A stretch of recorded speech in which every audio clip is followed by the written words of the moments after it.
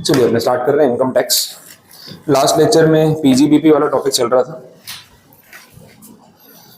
उसमें कोई क्वेरी जितना अपन ने देखा लास्ट डेप्रिसिएशन वाले पॉइंट्स थे मेनली, नॉर्मल डेप्री, एडिशनल डेप्री, ये सब पॉइंट्स पे बात चल रही थी। ब्लॉक ऑफ असेट का कैलकुलेशन हमने देखा, एक्चुअल कॉस्ट कैसे कैलकुलेट करनी है ये बातें की।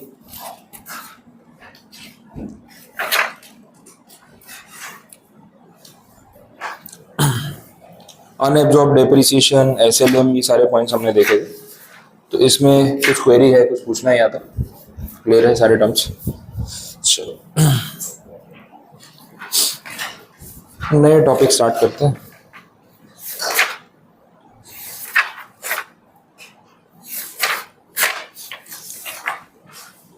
एक सेक्शन नंबर है 35, पेज नंबर 91 पे, उस टॉपिक पे आना।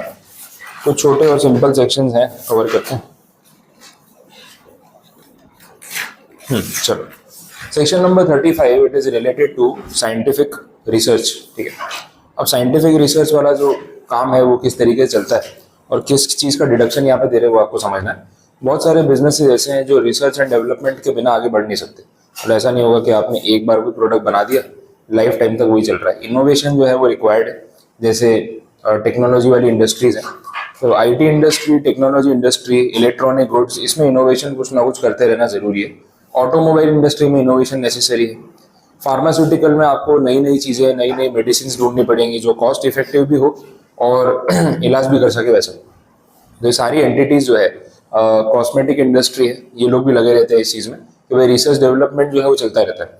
अच्छा, इनके बजट का या इनके रेवेन्यू का एक हिस्सा साइंटिफिक रिसर्च पे, रिसर्च डेवलपमेंट पे खर्च होता है और वो अलोकेशन करके रखते हैं कि भाई हर साल के रेवेन्यू में से ना इतना बजट अपने को रिसर्च डेवलपमेंट के लिए रखना है, तभी जाके हम बिजनेस चला पाएंगे या आगे इनोवेशन कर पाएंगे, अदरवाइज नहीं होगा। क्योंकि ये सारे प्रोडक्ट्स अगर हमने टाइम टू टाइम अपग्रेड नहीं किए तो कस्टमर जो है वो फिर गायब हो जाएगा कि भाई ये तो सेम ही प्रोडक्ट है, इतने साल से कोई चेंजेस ही नहीं है। तो उस वजह से ये कंडीशन यहाँ पे आ सकती है। ठीक है, क्लियर हो रहा है। तो साइंटिफिक रिसर्च जो है वो बहुत सारे बिजनेसेस के लिए नेसेसरी है। अब इस रिसर्च में जो खर्चा हो रहा है, आपने लेबोरेटरी सेटअप की है, रॉ मटेरियल, अपैरेटस, जो आपके टेक्नीशियंस हैं, साइंटिस्ट है, आपने जिनको भी हायर किया है सब करने के लिए, तो उसमें आपका रेगुलर कॉस्ट लगने वाला है। अब इस कॉस्ट का डिडक्शन आपको किस तरीके से मिलेगा, कितना मिलेगा, वो यहाँ पे क्लैरिफाई किया हुआ है। साइंटिफिक रिसर्च पे जो एक्सपेंस है वो कौन से नेचर का है और कहाँ पे हुआ है, इस पर डिपेंड करता है, ये ध्यान रखना। दो चीजें हैं,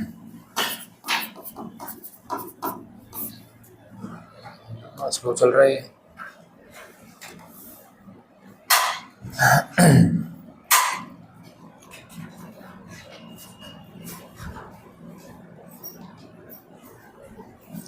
ठीक है, दो चीजें हैं, एक बार थियोरेटिकली आप सुन लो क्या पॉइंट्स है यहाँ पे। या तो साइंटिफिक रिसर्च पे हम खर्चा कर रहे हैं इन हाउस।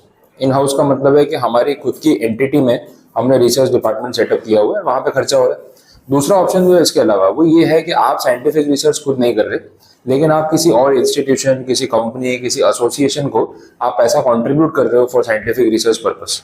तो एक इन हाउस हो गया और एक तो आउटसाइड एंटिटी हो गया। दो तरीके से साइंटिफिक रिसर्च पे खर्चा हो सकता है। अगर इन हाउस आपका एक्सपेंडिचर हो रहा है तो उसका भी डिडक्शन आप ले सकते हो। आपके यहाँ साइंटिफिक रिसर्च नहीं होता है, किसी और एंटिटी को आप कंट्रीब्यूट कर रहे हो, तो भी आप इसका डिडक्शन ले सकते हो। दोनों ऑप्शन अलाउ किए कि साइंटिफिक रिसर्च के नाम पे जितना पैसा खर्च होगा वो कंपनी के लिए तो अच्छा है ही, लेकिन as a country in totality भी अपने लिए अच्छा है। नए नए इनोवेशन होंगे तो हमारे गुड्स और सर्विसेज की क्वालिटी बेटर होगी, एक्सपोर्ट ऑर्डर्स मिलेंगे, वर्ल्ड लेवल पे हम कॉम्पीट कर पाएंगे। तो इट इज रिक्वायर्ड कि इस चीज़ के ऊपर रेगुलरली स्पेंडिंग या जो भी रिसर्च का काम है वो होते रहना चाहिए। अब इन हाउस अगर आप एक्सपेंडिचर कर रहे हो तो उसमें वापस दो category, capital expenditure, revenue expenditure. इन्होंने बोला कैपिटल एक्सपेंडिचर, रेवेन्यू में अपन ने डिवीजन कर दिया। और कैपिटल एक्सपेंडिचर में दो टाइप के खर्चे हो सकते हैं, एक जमीन खरीदने का खर्चा और एक लेबोरेटरी सेटअप, ऊपर जो सेटअप करना है उसका खर्चा। अब बोला लैंड के पीछे जो कॉस्ट होता है वो कॉस्ट कैसा है, वो अप्रिशिएबल एसेट है। जमीन की वैल्यू डिटीरियोरेट तो होने वाली है नहीं, तो बोला कॉस्ट ऑफ लैंड अगर आपको कुछ भी है तो वो क्लेम करने को नहीं मिलेगा, क्लियर मना कर दिया। Reason being it is not a depreciable asset. बाकी कैपिटल एक्सपेंडिचर्स जो डेप्रिशिएबल नेचर के हैं उसका डेप्रिसिएशन आप क्लेम कर सकते हो, उसके लिए मना नहीं कर रहे। अच्छा, रिसर्च डेवलपमेंट में कितने साल लगेंगे इसकी कोई गारंटी है? अब कोई कंपनी किसी ऐसी बीमारी की दवाई ढूंढ रही है जो अभी तक जिसका इलाज ढूंढ नहीं पाए, कैंसर की दवाई ढूंढ रहे हैं, तो कीमोथेरेपी एंड ऑल अलग है, लेकिन मेडिसिन मान लो अभी तक हमने इनोवेट नहीं किया। तो रिसर्च चल रही है, तो उसमें तो 2 साल, 3 साल, 5 साल, 10 साल, 12 साल भी लग सकते हैं। उसके बाद उन्होंने कुछ फाइंड कर लिया, जो फॉर्मूला मिल गया, बट पिछले 12 साल से रिसर्च किए जा रहे थे और उस पर लाखों करोड़ों रुपए खर्च हुए। अब ये जो कॉस्ट लगा, इसका डिडक्शन आपको कैसे मिलेगा, कैसे नहीं, तो इसमें एक लिमिटेशन रखी उन्होंने कि भाई रेवेन्यू एक्सपेंडिचर जो है, जो आप क्लेम कर रहे हो, वो पिछले 3 साल का आप क्लेम कर सकते हो, उससे पहले का नहीं। ठीक है, 12 साल से रिसर्च चल रही थी, सारा खर्चा क्लेम करने को नहीं मिलेगा। लास्ट 3 ईयर्स का रेवेन्यू एक्सपेंडिचर जो रिसर्च के पीछे खर्च हुआ है, वो आप क्लेम कर सकते हो। तो सेग्रीगेशन बहुत सिंपल हो गया। इन हाउस एक्सपेंस हम कर रहे हैं, उसमें है कैपिटल वर्सेस रेवेन्यू। कैपिटल में 2 कैटेगरी है, लैंड वर्सेस अदर्स, और रेवेन्यू एक कैटेगरी हो गई। लैंड का एक्सपेंस मिलेगा नहीं, बाकी कैपिटल एक्सपेंडिचर का डिप्रिसिएशन मिलेगा। रेवेन्यू एक्सपेंडिचर की अगर हम बात करें, तो उसमें आपको लास्ट 3 साल का खर्चा पूरा क्लेम करने को मिलेगा। ये सारी कंडीशंस यहाँ पे दी हुई है, थियरी में देख लो, पेज 91 पे आपको ये सारे पॉइंट्स लिखे हुए मिल जाएंगे। कैपिटल एक्सपेंडिचर में भी 3 साल की ही कंडीशन है, एक्सेप्ट लैंड, 100% डिडक्शन अलावेबल।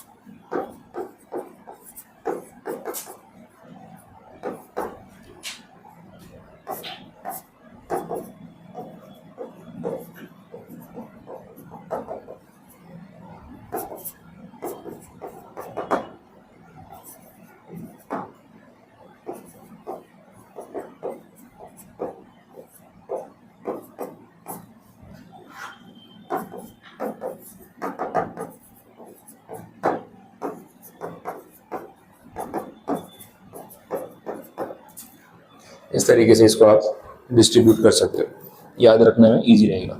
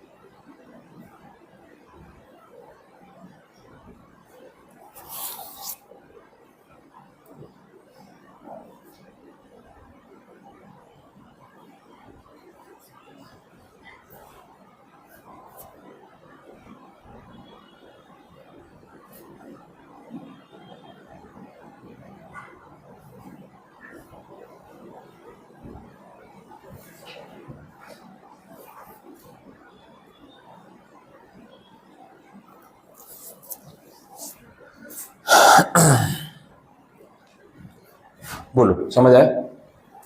कुछ पूछना हो यहाँ तक? क्लियर है कंडीशन? अब जो अदर एंटिटीज को हम पैसा डोनेट कर रहे हैं या थर्ड पार्टी को पास ऑन कर रहे हैं, उसमें कुछ अलग अलग कैटेगरीज है किसको पैसा दे रहे हैं। अब अच्छी बात यह है कि पैसा किसी को भी दो, डिडक्शन जो आपको मिल रहा है वो 100% ही मिल रहा है। पहले ये रेट्स भी अलग अलग थे, पहले ना 125%, 150%, 200% डिडक्शन मिलता था। 1 लाख रुपए कॉन्ट्रीब्यूट किया, 2 लाख रुपए खर्चा क्यों करो, डबल टैक्स है, ऐसा भी होता था। बाद में इन्होंने इसको ठीक करते करते धीरे धीरे 100 पे ले आए। अपने लिए अच्छा ये है कि सब में रेट 100 ही है, लेकिन जिनको डिडक्शन डबल मिलता था उनका बेचारों का प्रैक्टिकली नुकसान हो गया। वैसा तो गवर्नमेंट ने बोला एक्स्ट्रा डिडक्शन थोड़ी ना देंगे, जितना पे कर रहे हो उतना ही मिलेगा। पुरानी गवर्नमेंट देती थी 150%, 200%, तो वो अब ऐसा है कि गवर्नमेंट ने उसको 100 पे लेके आ गया कि जितना आपने पे किया है उतना ही डिडक्शन आपको मिलेगा। तो ऐसा चलिए देखते हैं। अब ये जो टॉपिक्स आपको यहाँ पे दे रखे हैं, ये 92 पे थियरी में लिखा हुआ है, 93 में उसका एक समरी टेबल बना के दिया हुआ है। आप दोनों में से कहीं से भी पढ़ लो, सेम ही है।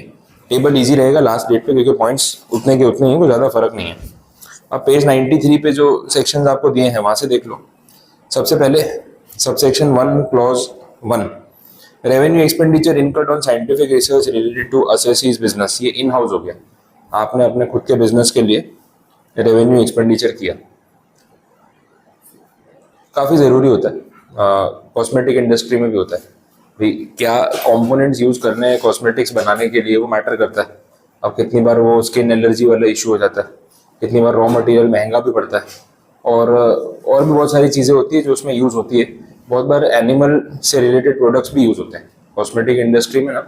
सबसे कॉमन एक है डोंकी स्किन, ठीक है, उसकी स्किन यूज़ होती है फॉर शाइनिंग इफेक्ट। बीच में आया था चाइना ने बहुत सारे डोंकीज इंपोर्ट किए। कहाँ से पता है? पाकिस्तान से। हाँ, पाकिस्तान में गधों की आबादी सबसे ज़्यादा है, अदरवाइज हाँ असली वाले हाँ, इंसानों को वहाँ गिन रहे हो अलग बात है, लेकिन एक्चुअल जो दिखने में भी जो है, मतलब रियल में जो डोंकीज है उनकी पॉपुलेशन पाकिस्तान में बहुत ज़्यादा है। तो बीच में पाकिस्तान इतना परेशान हो गया था कि इतने सारे गधों काम करेंगे, तो उन्होंने बोला भाई इसको बिजनेस अपॉर्चुनिटी में कन्वर्ट कर देते हैं। चाइना वालों ने बोला हमारे यहाँ भेज दो, वैसे बहुत उधार है तुम्हारे ऊपर, तो यहाँ भेज दो, थोड़ा सेटल हो जाएगा। तो उन्होंने डोंकीज वहाँ पे एक्सपोर्ट किए। अब डोंकी की जो स्किन होती है उसका जो कंपोनेंट है वो यूज़ करते हैं, और ये कॉस्मेटिक इंडस्ट्री में यूज़ होता है फॉर शाइनिंग इफेक्ट। तो जो भी ये शाइनिंग के लिए जितने कॉस्मेटिक प्रोडक्ट यूज़ होते हैं उसमें यूटिलाइज होता है। अब ऐसे ऐसे प्रोडक्ट्स जो रहते हैं उसमें फिर ऑल्टरनेटिव्स भी ढूंढे जाते हैं, बिकॉज फिर वो एनिमल को हार्म करना, ये वो पीटा वाले आ जाते हैं ना पीछे। चाइना वालों क्या फ़र्क पड़ता है, चाइना वाले क्या है ना, पूरा यूटिलिटी कर लेते हैं। देखो उसकी स्किन जो है वो कॉस्मेटिक में यूज़ कर लेंगे, बाकी अंदर का जो भी होगा वो खा जाएंगे, तो उनका तो पूरा यूटिलिटी हो ही जाता है, कोई नुकसान कुछ भी नहीं है। तो वो लोग क्या है ना, ऑप्टिमम यूटिलाइजेशन करते हैं कि भाई हम इसमें से कुछ भी नहीं छोड़ेंगे। फिर उसकी हड्डियाँ होंगी, उसका भी कुछ ना कुछ पाउडर बना के कुछ दवाइयाँ बना लेंगे, कुछ ना कुछ तो कर ही लेंगे। तो पूरा ऑप्टिमम यूटिलाइजेशन और रिसोर्स होता है। पैसे भी लगने नहीं है, पाकिस्तान से मंगाया तो फ्री है, क्योंकि ऑलरेडी इतना डेट दे रखा है कि ब्याज में से ही माइनस हो जाएगा। भेज दो भाई, जितने गधे एक्सपोर्ट कर सकते हो कर दो। तो पाकिस्तान चाइना को गधे एक्सपोर्ट कर रहा था और ये वर्ल्ड न्यूज़ बन गई थी। वैसा है, ठीक है, वैसा है। तो ये सब चीज़ें होती है। अब इसमें रिसर्च की रिक्वायरमेंट इसलिए इतनी बढ़ जाती है, वो अपने को ध्यान रखना है। और क्या है नेक्स्ट बोला है, research association for scientific research. आपने जिस एंटिटी को पैसा दिया वो कौन है? वो रिसर्च एसोसिएशन है जो साइंटिफिक रिसर्च करती है। तो मतलब कोई प्रॉफिट मेकिंग एंटिटी नहीं है, रिसर्च का ही काम करता है। ऐसा है, आपने उनको डोनेशन दिया। दूसरा, आपने किसी कंपनी को डोनेशन दिया जो साइंटिफिक रिसर्च के लिए पैसा मांग रही है। अब कंपनी मतलब प्रॉफिट मेकिंग एंटिटी जिसका बिजनेस होगा वैसे। नेक्स्ट है research association for social science और स्टैटिस्टिकल रिसर्च। सोशल साइंस और स्टैटिस्टिकल रिसर्च करने वाली एंटिटीज। वैसा सोशल साइंस और ये सब में स्टैटिस्टिकल रिसर्च में क्या क्या आएगा, होता है ना कि एक तो आर्कियोलॉजिकल सर्वेस करते हैं, प्राचीन काल में क्या होता था भारत देश में, 2000 साल पहले कौन रहता था, वो सब ढूंढ रहे हैं। फिर स्टैटिस्टिकल रिसर्च में डेटा कलेक्शन करना, सेंसस और डेमोग्राफी और ये सब, पॉपुलेशन में कौन लोग है, कौन सी कैटेगरी में है, ये सब जो डेटा का एनालिसिस होता है वो सारा स्टैटिस्टिकल रिसर्च में आ सकता है वैसा। और इसका डेटा आता है, इससे काफ़ी चीज़ें पता चलती है कि भाई 50 साल पहले यहाँ पे जो लोग रहते थे उसमें ये पॉपुलेशन थी, वो थी, आज इतना चेंज आ गया। तो जो डेटा अपने पास आता है वो सारा इसके थ्रू कलेक्शन होता है वैसा। कैपिटल एक्सपेंडिचर का आप डिडक्शन ले लो, एक्सेप्ट लैंड एक्विजिशन, वो पॉइंट मैंने यहाँ पे भी कवर कर दिया। फिर आपने नेशनल लेबोरेटरीज और आईआईटीज को कंट्रीब्यूट किया। नेशनल लेबोरेटरीज के नाम लेफ्ट साइड पे लिखे हैं पेज पे, इसमें इसरो, डीआरडीओ, ये सब अथॉरिटीज आ जाएंगी। Department of atomic energy biotechnology, ये है आपके national laboratories. Space research organisation, ठीक है, डीआरडीओ है, that's defence research and development organisation, ये सब है।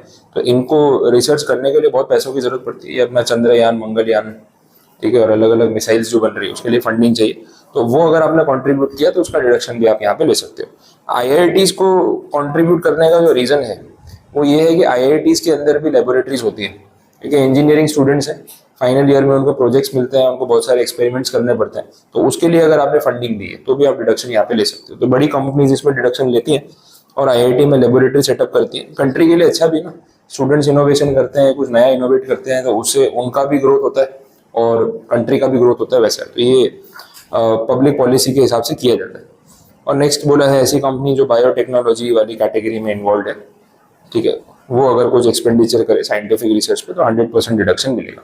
तो ये सब एग्जांपल्स हो गए, रेट तो सब में सेम ही है। लेफ्ट साइड पे भी जितना लिखा है ना उसमें ये लिखा हुआ है, सेंटेंस फॉर्म में लिखा है, बाकी बात एक ही।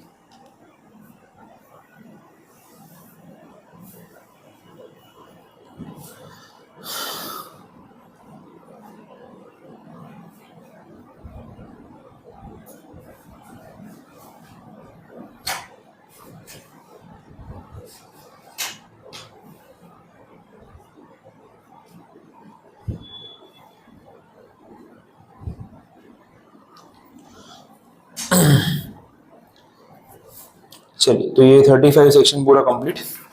आगे बढ़ते हैं। 35 ए बी और ए डबल बी छोड़ दो, वो अलग सीरीज है पूरी। उसके बाद नेक्स्ट सेक्शन है, उस पर आ जाओ। 35 ए डी स्टार्टिंग में चैप्टर नंबर सेक्शन नंबर 28 में अपन लास्ट पॉइंट में उसके बारे में बात कर रहे थे 35 ए डी। तो मैंने आपको बोला भी था कि आगे सेक्शन आएगा तो कवर कर लेंगे, वो पॉइंट इसमें आ जाएगा। अब क्योंकि अपन ने डेप्रिसिएशन पढ़ लिया ना, तो इसको अपने समझ पाएंगे कि हो क्या रहा है। 35 ए डी एक ऐसा सेक्शन है जो पहले तो ऑप्शनल है, कंपलसरी नहीं है फॉलो करना, आपकी चॉइस है। आपको फॉलो करना है तो ठीक है, नहीं तो जो नॉर्मल चल रहा है वो चलने दो। अब आपको ऑप्शन क्या दिया गया है यहाँ पे, कुछ बिजनेसेस को यहाँ क्लासीफाई किया गया, एनलिस्ट किया गया। इनमें से अगर किसी भी पर्टिकुलर बिजनेस को आप करना चाहते हो तो उसमें आपको एक एडवांटेज ये दे रहे कि उस बिजनेस में जितना भी कैपिटल एक्सपेंडिचर होगा वो सारा आप फर्स्ट ईयर में पूरा 100% क्लेम कर सकते हो। मतलब 100% डेप्रिसिएशन इन ईयर 1। एकदम सिंपल, हर साल थोड़ा थोड़ा क्लेम करने से बेटर है सारा खर्चा पहले साल में क्लेम कर लो। अब ये सेक्शन कंपलसरी नहीं है। आप बोले सर पहले साल में तो इतना प्रॉफिट ही नहीं होने वाला, क्लेम करके क्या करेंगे, कुछ मतलब नहीं है। इससे तो बेटर है कि हर साल थोड़ा थोड़ा क्लेम करें। पहले साल में क्लेम कर भी लेंगे तो वो लॉस ही हो जाएगा और फिर वो लॉस को आप कैरी फॉरवर्ड करते रहो, सेट ऑफ करते रहो। इससे तो बेटर है कि जो नॉर्मल चल रहा है ना वो चलने दो। तो ये कंडीशन यहाँ पे 35 एडी में बोली। अब बिजनेसेस कौन कौन से हैं पहले तो वो समझना है और डिडक्शन किस बेस पे मिल रहा है वो देखना है। तो हर बिजनेस को यहाँ पे अलाउ नहीं किया है, कुछ स्पेसिफिक बिजनेसेस को ही ऑप्शन दिया हुआ है depending on the requirement of that business. सबसे पहला बिजनेस बोला है setting up and operating cold chain facility. कुछ आइडिया कि ये क्या होता है कोल्ड चेन फैसिलिटी, कहीं सुना हो आपने कुछ?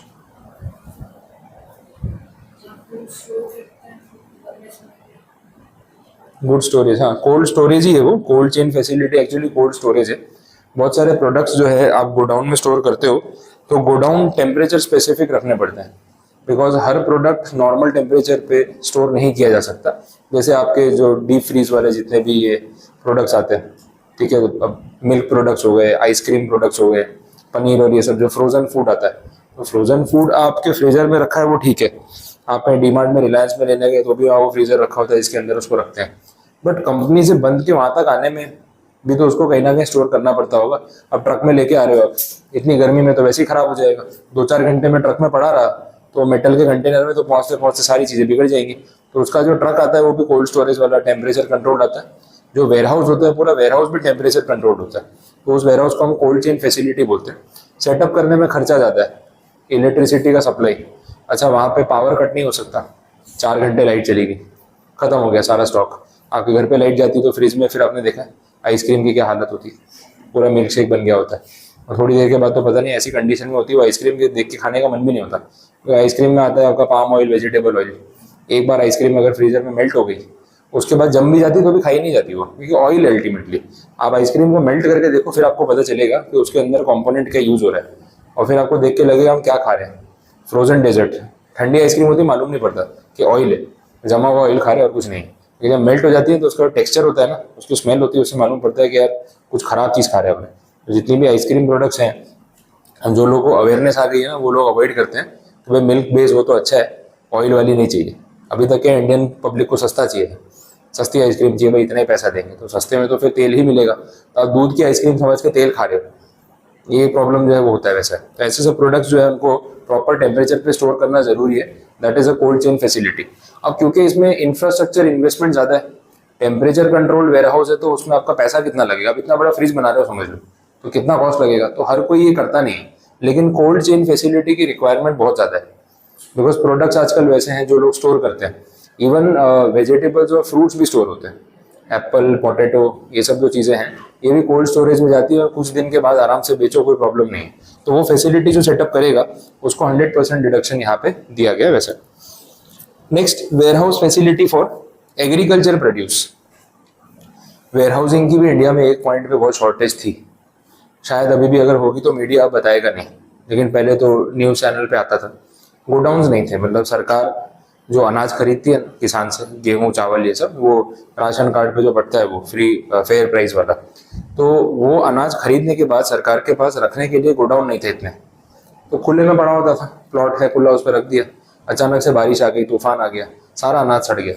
तो हर साल ऐसा होता, लाखों किलो अनाज जो है वो सड़ जाता था, बिकॉज हमारे पास प्रॉपर स्टोरेज फैसिलिटी नहीं थी। अब इन्होंने अचानक को इतनी तो बना नहीं ली होगी, लेकिन अब अगर ऐसा होता है तो मीडिया कवर नहीं कर पाता होगा, तो बात अलग है, लेकिन ये चीज़ें होती रहती है और पास में भी हुई है। तो वेयर हाउसिंग फैसिलिटी अगर कोई डेवलप करेगा तो उससे प्रॉब्लम सॉल्व होंगे। तो बोला फैसिलिटी डेवलप करो, वेयर हाउस बनाओ, इस पर खर्चा करो, हम आपको 100% डिडक्शन देंगे। तो ये कंडीशन है। Next, cross country natural gas pipeline for petroleum and oil storage and distribution. तो ये पूरे कंट्री में पाइपलाइन सेटअप करना, ताकि उससे क्रूड ऑयल और गैस का जो है डिस्ट्रीब्यूशन हो सके, ट्रांसपोर्टेशन हो सके। अपने यूजुअली ट्रेन में जाते तो आपने देखा होगा बहुत बार पाइपलाइन साथ में चल रही होती है, तो वो गैस और क्रूड ऑयल के ट्रांसपोर्टेशन के लिए वो लोग यूज़ करते हैं वैसा। तो वो सेटअप करने वाला जो टास्क है वो भी इसमें कवर होगा। फिर आपने होटल बनाए, building and operating 2 star hotel और above anywhere in India. Condition रखिए 2 स्टार होटल या अबव, तो स्टार रेटिंग होता है ना होटल्स का, तो उसमें मिनिमम 2 स्टार या उससे अबव होना चाहिए वैसा।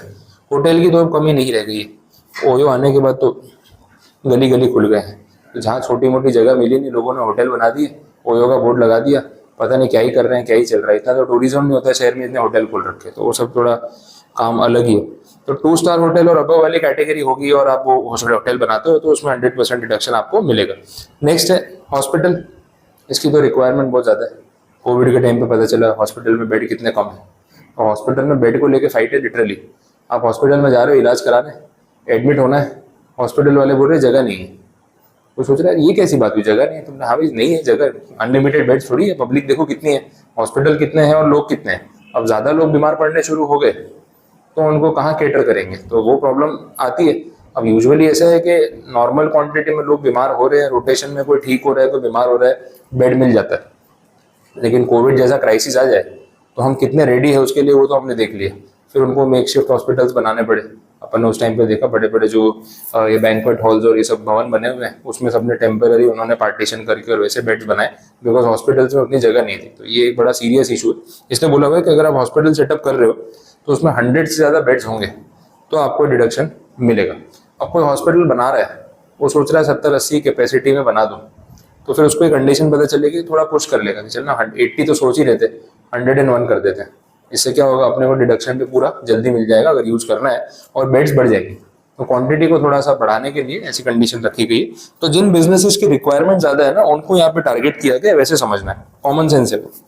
फिर बोला हाउसिंग प्रोजेक्ट आप डेवलप करो, स्लम रीडेवलपमेंट प्रोग्राम, ये अपना धारावी स्लम रीडेवलपमेंट प्रोग्राम, ठीक है वैसा है। उसमें आप हाउसिंग प्रोजेक्ट बनाओ, अफोर्डेबल हाउसिंग लेके आओ, ठीक है, तो इसमें आपको डिडक्शन मिलेगा। Production of fertilisers in India specific. Next बोला है setting up and operating inland container depot, container freight station. ये कस्टम वेयर हाउसेज है और कुछ नहीं, कस्टम वालों की गोडाउन है, वो ऑपरेट करने की बात हो रही है। नेक्स्ट बिजनेस जो है थोड़ा सा रिस्की है, beekeeping and production of honey and beeswax, मधुमक्खियां पालने की बात हो रही है। बड़ा रिस्की बिजनेस हो सकता है, कभी पीछे पड़ गई आपके तो भागते हो जाओगे वैसा है, तो ध्यान से करने वाला बिजनेस है। Next warehousing facility for storage of sugar, वही एग्रीकल्चर वाला पार्ट आ गया, अगेन वेयर हाउसिंग। अगले पॉइंट में बोला है laying and operating slurry pipeline for transportation of iron ore. Slurry मतलब it is a mixture of water and other components. Slurry ठीक है, वो डिक्शनरी वर्ड है जिसमें पानी भी मिला हुआ है और बाकी चीज़ें मिली हुई है, that is a slurry. For transportation of iron ore, अब ज़मीन में से जब मिनरल्स एक्सट्रैक्ट करते हैं आयरन और ये सब चीज़ें, तो ऐसा एकदम रेडी फॉर्म में निकलती होंगी तो सीधा आयरन निकाला और बेच दिया मार्केट में, ऐसा तो होगा नहीं। वो ओर के फॉर्म में होता है, मतलब इम्प्यूरिटीज के साथ होता है, तो मिट्टी विट्टी कचरा सब निकला होगा, पानी निकला होगा, that composition is called a slurry. फिर उसमें चीज़ें फिल्टर आउट होती जाती हैं और फिर वो मेटल में कन्वर्ट होता है, आयरन में कन्वर्ट होता है, या उसको प्रॉपर शेप दिया जाता है, क्लीन किया जाता है, वैसा है। तो ये जब एक्सट्रैक्शन होता है तो एक्सट्रैक्ट करके प्रोसेसिंग प्लांट तक पास ऑन करने के लिए पाइपलाइन का नेटवर्क चाहिए, तो वो नेटवर्क सेटअप करोगे आप तो उसका आपको डिडक्शन यहाँ पे मिलेगा, वैसा। नेक्स्ट पॉइंट है setting up and operating a semiconductor wafer fabrication manufacturing unit. अब ये सेमीकंडक्टर वेफर मतलब कोई खाने वाली चीज़ नहीं है, ठीक है। सेमीकंडक्टर वेफर जो आपके इलेक्ट्रॉनिक कंपोनेंट्स में पार्ट्स यूज होते हैं उसकी बात हो रही है। सेमीकंडक्टर का शॉर्टेज तो पूरे वर्ल्ड में है, आज भी है, बिकॉज पूरे वर्ल्ड का 50% से ज़्यादा सेमीकंडक्टर चिप ताइवान बनाता है। छोटा सा कंट्री है ताइवान, उसमें भी फाइट चलता है। चाइना बोलते हैं हमारा है, अमेरिका बोलते हैं ऐसे कैसे, भाई अलग देश है, तेरा कैसे हो गया। अब अगर ताइवान चाइना का है तो फिर पूरा सेमीकंडक्टर मार्केट चाइना का है। कल को बंद कर दिया तो आपका लैपटॉप, मोबाइल फ़ोन, टीवी कुछ नहीं चलेगा, गाड़ियाँ भी नहीं चलेंगी, वैसा है, क्योंकि सेमीकंडक्टर पे ही सारा मदरबोर्ड और चिपसेट वाला सिस्टम चलता है, उसके बिना पॉसिबल नहीं है। तो इसलिए ताइवान जो है वो इतना इंपॉर्टेंट है पूरे वर्ल्ड के लिए कि 50% सप्लाई वही करता है, और बाकी कंट्रीज़ में इतना प्रोडक्शन नहीं है। थोड़ा बहुत चाइना में है लेकिन बाकी कंट्रीज़ में नहीं है। अभी इंडिया में कोविड के बाद ये बात उठी कि भाई सेमीकंडक्टर का सेटअप हमें खुद भी करना पड़ेगा, हमें भी यहाँ पे बनाना पड़ेगा, नहीं तो फिर पूरे वर्ल्ड का डिपेंडेंस एक कंट्री पे होगा तो बाद में प्रॉब्लम आ सकती है। कोविड के टाइम पे एक क्राइसिस हो गया था, सब लोग ऑनलाइन शिफ्ट हो गए, सबको मोबाइल फ़ोन चाहिए, सबको लैपटॉप चाहिए, तो गाड़ियों की डिमांड नहीं थी लेकिन मोबाइल फ़ोन की डिमांड ज़्यादा थी। उस वजह से इतना डिमांड आ गया कि सेमीकंडक्टर वो लोग सप्लाई नहीं कर पा रहे थे। ये कोविड तो हर जगह था, तो फिर वो सप्लाई शॉर्टेज की वजह से बहुत ज़्यादा प्राइस राइज भी हुआ और बहुत ज़्यादा डिले भी हो गया वैसे। तो ये मैटर तब सामने आया था। इसलिए सेमीकंडक्टर फैब्रिकेशन अगर आप कर रहे हो तो उसमें भी आपको डिडक्शन मिल सकता है। प्रॉब्लम ये है कि सेमीकंडक्टर वाला बिजनेस जो इतना ईजी नहीं है, उसका प्लांट सेटअप करने में बहुत टाइम लगेगा, और सेमीकंडक्टर्स की जो साइज है वो दिन पर दिन कम होती जा रही है और कॉम्पैक्ट होता जा रहा है। तो जब तक आप प्लांट सेटअप करोगे ना, वो टेक्नोलॉजी पुरानी हो जाएगी। नैनोमीटर्स में बनते हैं सेमीकंडक्टर्स, 4 नैनोमीटर, 3 नैनोमीटर, 2 नैनोमीटर, मतलब इतनी छोटी साइज होगी। नैनोमीटर्स में आप मेजर करोगे तो बहुत छोटा साइज हो गया। तो वर्ल्ड उस मामले में अपग्रेड होता जा रहा है। तो जब तक कोई सेटअप करेगा तब तक टेक्नोलॉजी आगे चली जाएगी। तो ये बड़ा डिफिकल्ट है इस चीज़ को इंस्टॉल करना, सेटअप करना, ये प्रॉब्लम है। चलो नेक्स्ट, नई इंफ्रास्ट्रक्चर फैसिलिटी इंडिया में डेवलप करना, उसको ऑपरेट करना, इसमें भी आपको डिडक्शन मिल सकता है। इंफ्रास्ट्रक्चर में तो कुछ भी आ सकता है, जनरल पॉइंट हो गया। तो 100% डिडक्शन आप क्लेम करना चाहो तो ये सेक्शन आपको अलाउ कर रहा है। क्लियर, ये पॉइंट समझ आ रहा है। अब इसमें एक कंडीशन है, अगर आपने इस सेक्शन में डिडक्शन लिया तो ये डिडक्शन आपको उस कंडीशन पे मिलेगा कि आप ये बिजनेस को अगले 8 साल तक कंटिन्यू करोगे, और इस बिजनेस में जो असेट्स आप यूज कर रहे हो जिस पे आपने डिडक्शन लिया है वो 8 ईयर्स तक इस बिजनेस में यूटिलाइज होगी। अगर 8 साल होने से पहले आपने बिजनेस बंद कर दिया या असेट्स को बेच दिया, ऐसा कुछ भी किया, तो जितना भी डिडक्शन आपने लिया था पूरा रिवर्स हो जाएगा, पीएनएल में वापस से इनकम में क्रेडिट हो जाएगा और उस पर टैक्स भरना पड़ेगा। अब जब ये बात सामने आई तो इसमें डिपार्टमेंट ने अपना अपना पॉइंट बता दिया कि भाई जैसे ही आपने 8 साल से पहले, सपोज मान लो 4 साल यूज किया आपने असेट्स को इस बिजनेस के लिए, फिर बेच दिया, तो डिपार्टमेंट ने पूरा डेप्रिसिएशन रिवर्स कर दिया। अब एसएससी ने बोला सर पूरा क्यों रिवर्स कर दिया, 4 साल तक अगर मैं नॉर्मल 32 फॉलो करता तो उसमें भी कुछ तो डेप्रिसिएशन क्लेम करने को मुझे मिलता, ठीक है। तो फिर ये सिचुएशन कैसे आ गई कि भाई आपने पूरा रिवर्सल कर दिया। डिपार्टमेंट ने बोला चलो ठीक है, काम करो, हम एक बार रिवर्सल तो पूरा कर रहे हैं, आप 4 साल का जो नॉर्मल डेप्री बनता है वो गिन लो और क्लेम कर लो। तो अल्टीमेटली रिवर्सल कितना हुआ, सरप्लस वाला पार्ट, पूरा रिवर्सल नहीं कराया लेकिन पार्ट रिवर्सल हो गया। तो 8 ईयर्स की जो कंडीशन थी वो फुलफिल ना करने पे डिपार्टमेंट एक बार के लिए पूरा 100% डिडक्शन जो आपको दिया था वो पीएनएल में डाल के आपकी इनकम बना देता है। और फिर आप बोलते हो कि सर नॉर्मल डेप्री तो दे दो, पूरा नॉर्मल डेप्री क्लेम कर लो, तो जो बचा वो सरप्लस पार्ट है जो रिवर्स हो गया और उतने में आपको टैक्स पे करना पड़ेगा, ऐसा। तो 8 ईयर्स वाली कंडीशन को काफी सीरियसली लेना है, ठीक है। और ये पॉइंट जो मैंने आपको बताया ये इन्होंने लिखा हुआ है, आपको 8 ईयर्स की कंडीशन दिख जाएगी, देखो एक्सेप्शंस के ऊपर भी ये पॉइंट है। और लास्ट में पेज 97 पे ना ऊपर एक पैराग्राफ है जो हाईलाइट किया हुआ है, उसमें बात बोली कि 8 ईयर से पहले अगर आपने रिवर्स कर दिया तो क्या होगा। पैराग्राफ पढ़ो, जो पॉइंट मैंने बोला उससे रिलेट करो कि नॉर्मल डेप्रिसिएशन तो 32 में ले ही सकते हैं ना, वो क्लेम करने को मिलेगा।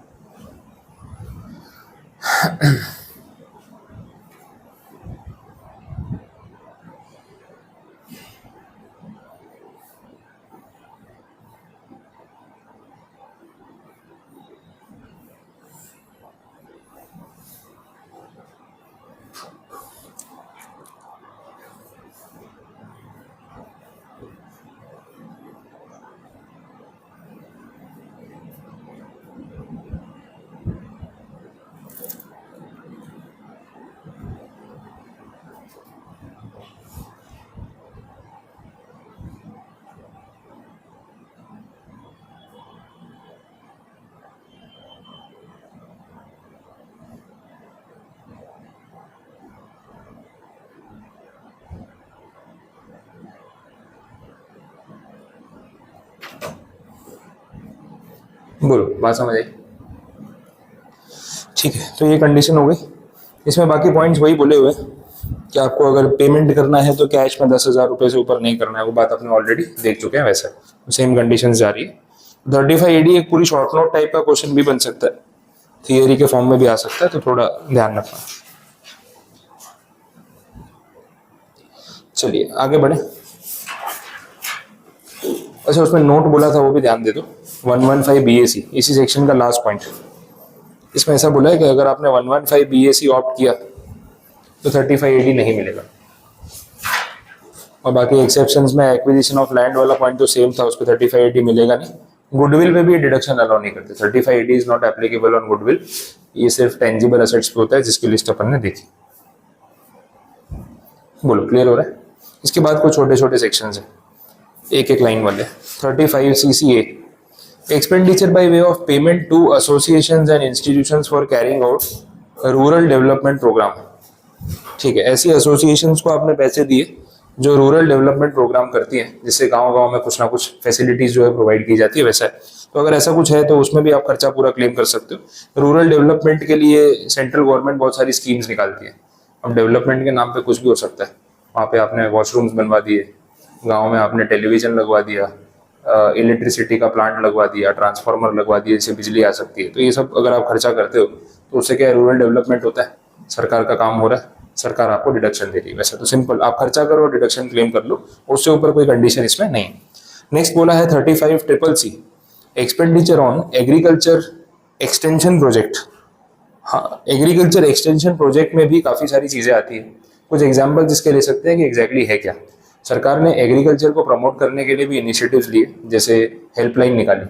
अगर फार्मर को कोई क्वेरी है कि यार ये काम कैसे होगा फार्मिंग में, अभी सीजन में क्या चीज़ की खेती करूँ तो अच्छा रहेगा, वो फर्टिलाइजर कौन सा यूज़ करूँ, पेस्टिसाइड यूज़ करूँ कि नहीं करूँ, तो वो टिप्स लेने के हेल्पलाइन नंबर पे कॉल कर सकते हो। वो सेटअप किया।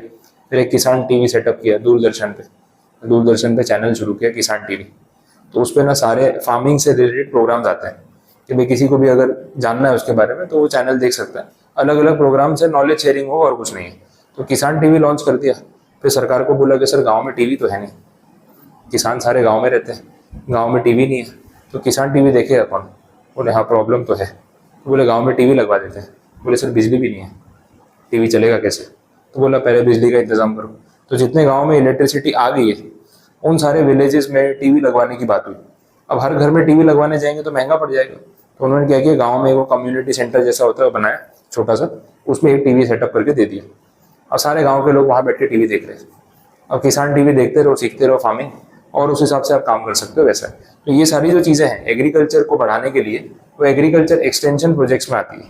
तो अगर इन प्रोजेक्ट्स में आपने कुछ खर्चा किया है, एक्सपेंडिचर किया, उसका डिडक्शन आप पूरा क्लेम कर सकते हो अपनी बिजनेस इनकम के सामने।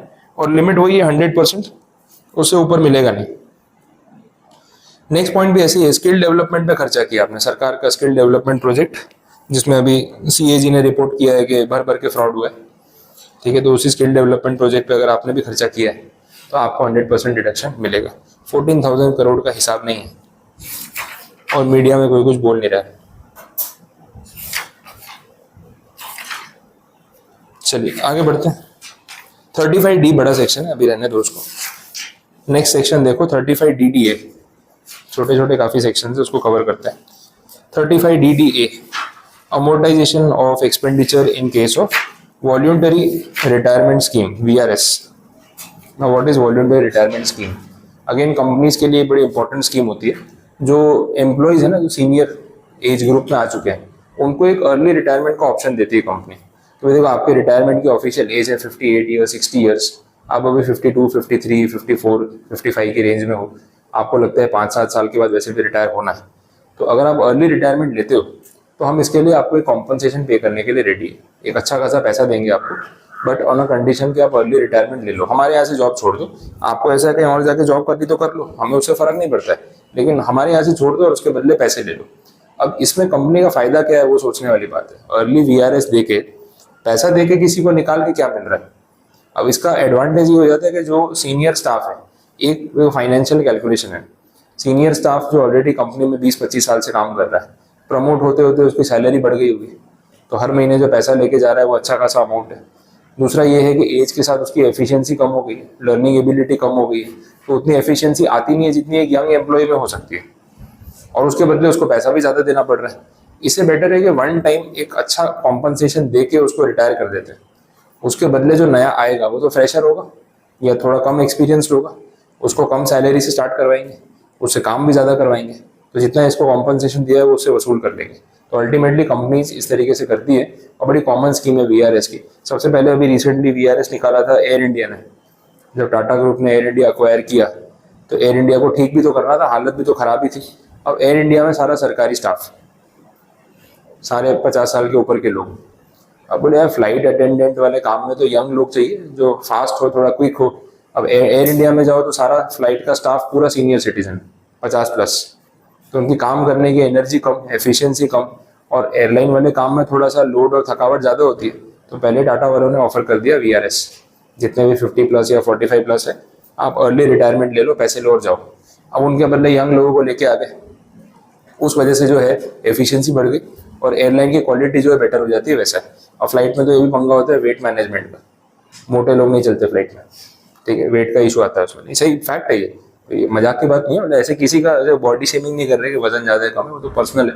लेकिन एयरलाइंस का जो सिस्टम है उसमें वो लोग आपका बॉडी वेट के हिसाब से आपको रिक्रूट करते हैं। जितना भी फ्लाइट अटेंडेंट या क्रू है जो प्लेन में फ्लाई करने वाला है, उनका वेट अगर ज़्यादा होगा, ओवर वेट होंगे, उससे उनकी फ्लाइट की कॉस्ट पे फर्क पड़ता है। अब सोचो ये कैसा कैलकुलेशन है, क्योंकि जितना वेट लोड ज़्यादा लेके जाओगे उतना फ्यूल कंजम्पशन ज़्यादा होगा, ये एक पॉइंट है। तो वो लोग ये कोशिश करते हैं कि भाई लोगों का अगर बॉडी वेट एक रेंज में होगा, नॉमिनल या नॉर्मल वेट होगा, तो फ्लाइट में फ्यूल कंजम्पशन कम हो जाएगा। अब बोले सर 4-5 तो अटेंडेंट होते हैं, कितने किलो का फर्क पड़ जाएगा? बट एक फ्लाइट थोड़ी ना, एक एयरलाइन कंपनी की, एक एयरलाइन कंपनी के 500 प्लेन है, 500 प्लेन में कम से कम 5 लोग 7 लोगों का क्रू है, तो ये 2 से 3 हज़ार लोग हैं जो रोज उनकी फ्लाइट में ट्रैवल कर रहे हैं, जिनका बॉडी वेट 5 किलो 10 किलो ज़्यादा है। तो इन टोटलिटी वो कितना किलो ज़्यादा कैरी कर रहे हैं, उस किलो को अगर आप फ्यूल से कंपेयर करोगे तो कितने हज़ार लीटर फ्यूल ज़्यादा जा रहा होगा। तो हर रोज़ का जो उनका एक्सपेंस है ना, वो लैक्स में है, जो बढ़ रहा है जस्ट बिकॉज आपका बॉडी वेट ज़्यादा है, उनका खर्चा ज़्यादा लग रहा है। तो रिक्रूटमेंट करते टाइम वो बॉडी मास इंडेक्स, BMI, आपका बॉडी वेट, ये सब देखते हैं, और बोले इस रेंज से ज़्यादा होगा तो आपको सिलेक्ट नहीं करेंगे। और सिंपल रीज़न है कि आपका बॉडी वेट ज़्यादा है, हमारा खर्चा ज़्यादा लगेगा। ये कैलकुलेशन, अब फेयर कैलकुलेशन है भाई। एयरलाइन इंडस्ट्री वैसे ही लॉस में चलती है, तो प्रॉफिट कमाने के लिए फिर दिमाग तो लगाना पड़ेगा, तो कंपनीज ये सब भी करती है। अब एयर इंडिया में सारा स्टाफ जो है वो 50+ सीनियर सिटीजन, या सीधी बात है, एज ज़्यादा होगी तो बॉडी वेट कंपेरेटिवली ज़्यादा ही होगा। उस उम्र में फिटनेस उतनी थोड़ी ना होगी जितनी यंगस्टर की होगी। तो भाई इनको पैसे दो, इनको रिटायर करो, उसके बदले कम सैलरी में नया फ्रेश स्टाफ लेके आओ, जिनकी एज भी कम है, एफिशिएंसी ज़्यादा है, बॉडी वेट भी कम है और एक्टिव है, तो कस्टमर सर्विस भी बेटर हो पाएगी। तो वो चीज़ रहेगी वैसा। तो this is voluntary retirement scheme. अब इसमें ऐसा बोला है कि कंपनी हर साल जो भी पैसा VRS के नाम पे एम्प्लॉयज को बांटती है, वो पैसों का डिडक्शन कंपनी ले सकती है, उनके लिए तो बिजनेस का खर्चा है। लेकिन डिडक्शन एक साथ मिलेगा नहीं, डिडक्शन मिलेगा 5 हिस्सों में, 1/5 एवरी ईयर। तो इस साल कंपनी ने 10 लाख रुपए दिए VRS के, तो हर साल 2-2 लाख करके अगले 5 साल में वो क्लेम कर सकते हैं। तो एवरी ईयर जितना भी पे आउट होता है वो नेक्स्ट 5 ईयर्स में आप क्लेम कर सकते हो, ये कंडीशन।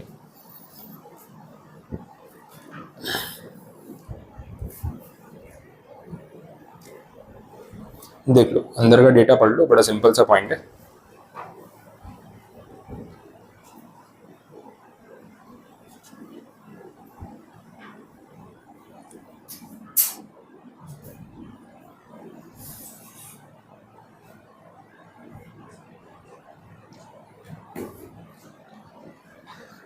बोलो, आ रहा समझ में क्लियर हो?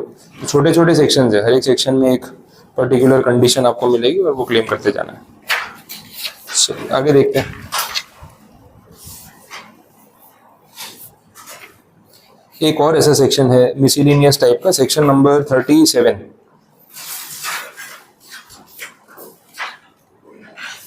हमने सेक्शन 30 से ये लिस्ट स्टार्ट की थी, 30, 31, 32 देखा, फिर अभी 35 की सीरीज देखी, अब यहाँ पे 37 है। 37 अदर एक्सपेंसेस की बात करता है। इन्होंने ऐसा बोला 30 से 36 में जो चीज़ें स्पेसिफिकली कवर होगी वो सही है, बट ज़रूरी नहीं है कि आप 5-6 सेक्शंस में हर एक टाइप के बिजनेस का हर एक खर्चा कवर कर सकते हो। बिजनेस बहुत ज़्यादा वैरायटी के होते हैं, हज़ारों बिजनेस होंगे इंडिया में, और उसमें पता नहीं कितने टाइप के एक्सपेंस लगते होंगे। तो जो चीज़ें स्पेसिफिक कवर नहीं हो पाई वो आपको यहाँ पे मिल जाएगी 37, दैट इज अदर एक्सपेंसेस वैसा। और ये पूरी लिस्ट जो है वो एटसेट्रा वाली लिस्ट है, इसमें भी और 50 नाम हो सकते हैं, तो आपको एग्जांपल्स के तौर पे इसको दिया हुआ वैसे समझना है। तो 37 is nothing specific, it is general. और इसमें कौन कौन से खर्चे आपको क्लेम करने को नहीं मिलेंगे वो थोड़ा बहुत हाईलाइट किया है स्पेसिफिक, बाकी तो एग्जांपल्स है, जितने पढ़ सकते हो पढ़ लो वैसे। एक CSR एक्सपेंस की बात हो रही है। CSR एक्सपेंस कंपनी लॉ में पढ़ा है आपने वो बिजनेस का डिडक्शन नहीं मिलेगा। CSR स्पेंडिंग जो है PNL में आप डेबिट नहीं कर सकते हो, वो अलग से खर्चा आपको करना पड़ेगा, ये बोला है। 3 साल का एवरेज नेट प्रॉफिट उसका 2% उतना आपको स्पेंड करना होता है, टैक्स डिडक्टेबल एक्सपेंस नहीं है। अगर आपने कोई एडवर्टाइजमेंट एक्सपेंस किया है, एडवर्टाइजमेंट एक्सपेंस मतलब न्यूज़पेपर में ऐड दे दी ऐसा कुछ है, पर वो न्यूज़पेपर किसी पॉलिटिकल पार्टी को बिलोंग करता है, तो वो खर्चा बिजनेस एक्सपेंस नहीं माना जाएगा, क्योंकि ये तो इनडायरेक्ट डोनेशन होता है फिर वैसा।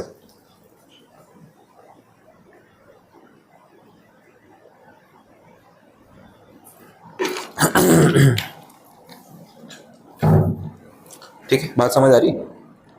So this is advertisement expense which is not allowed in case of political parties. बहुत सारी पॉलिटिकल पार्टीज के न्यूज़पेपर्स हैं, ऑलमोस्ट सबके ही होते हैं। उससे क्या है ना, उनको अपना इलेक्शन के टाइम पे फायदा होता है, ऑपोजिशन वालों की ज़्यादा न्यूज़ छापो, उनका नाम बिगाड़ो, ये ऐसा है वो वैसा है, तो थोड़ा बहुत अपना मार्केटिंग के लिए यूज़ करते ही। एडवर्टाइजमेंट अगर आप उस पेपर में दे रहे हो तो अल्टीमेटली आप उस पॉलिटिकल पार्टी को डोनेशन ही दे रहे हो, इसलिए बिजनेस एक्सपेंस में अलाउ नहीं किया वैसा। बाकी नीचे लिस्ट है, ये लिस्ट ऐसे एग्जाम के लिए लर्न नहीं करनी, ये सिर्फ आपके रेफरेंस के लिए रखिए। ये सारे एग्जांपल्स अलग अलग बिजनेसेस को लेके हो सकते हैं और ये सारे बिजनेस एक्सपेंस में आते हैं वैसे, तो जनरल पॉइंट है, कुछ भी लर्न नहीं करना है, लेकिन पढ़ लोगे तो आपको कुछ एग्जाम्पल कहीं आया तो रिलेट हो जाएगा वैसे। उसके बाद देखो कुछ अलग different points, certain allowable losses, ये स्पेसिफिक पॉइंट्स है जो डिस्कस होने चाहिए। सर्टन अलाउेबल लॉसेस, सबसे पहला पॉइंट बोला है रॉबरी या डेकोइटी, बोला पेज 105, रॉबरी या फिर डेकोइटी। अब ये कौन से अलाउेबल लॉसेस है? रॉबरी डेकोइटी मतलब तो चोरी, ठीक है, चोरी डकैती हो गई, तो बोले उसका डिडक्शन मिल रहा है, मतलब ये तो कुछ बात समझ में नहीं है, कुछ डिफरेंट ही है। यहाँ पे ये उस सेंस में बोल रहे हैं कि प्रैक्टिकली ऐसा होता है। अगर आप कोई पर्टिकुलर बिजनेस कर रहे हो, कोई गुड्स बना रहे हो, प्रोडक्शन कर रहे हो, तो आपके गुड्स ट्रांसपोर्ट भी तो होते होंगे। अब ट्रांसपोर्टेशन कैसे होता है? हाईवेज के थ्रू, ट्रक्स के थ्रू। बहुत सारे रूट्स ऐसे हैं इंडिया में जहाँ पे अगर हाईवे है तो जंगलों के बीच में से कहीं से हाईवे जा रहा है, वहाँ से अगर ट्रक लेके जानी है तो वो वहाँ पे कुछ ना कुछ डाकू बैठे होते हैं, वो आपका सामान लूट लेते हैं। कॉमन प्रैक्टिस है, मतलब इस रूट से जाएगी ना ट्रक तो समझ लो कि आपको टोल देना ही है। वो ट्रक रोकेंगे, जितना सामान उनको ज़रूरी लगता है उतार लेंगे और आपको जाने देंगे। अगर आपने रजिस्ट किया उसके बाद कोई गारंटी नहीं, वैसा होता है। तो कितने रूट्स ऐसे हैं जहाँ पे ड्राइवर्स को पता होता है कि भाई अगर रात का टाइम है या खाली रोड है और अगर अकेले ट्रक लेके निकले इस रूट से तो पक्का लूट ही लेंगे। ऐसा नहीं पूरा सामान ले लेंगे, जितना उनको चाहिए उतना उतार लेते हैं।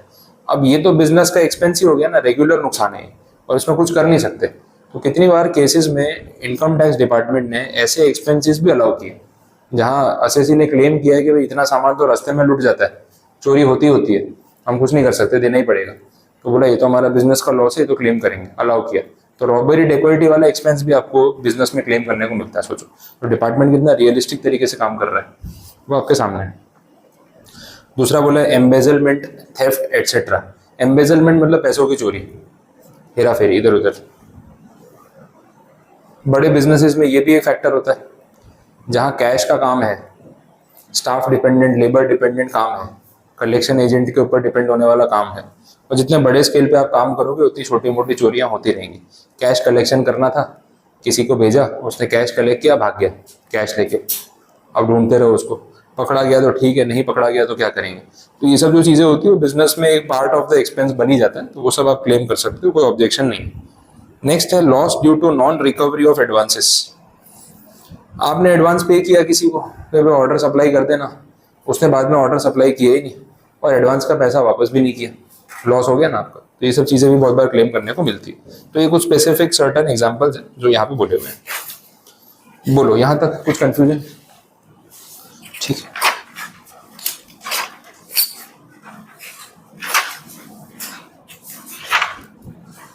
चलिए।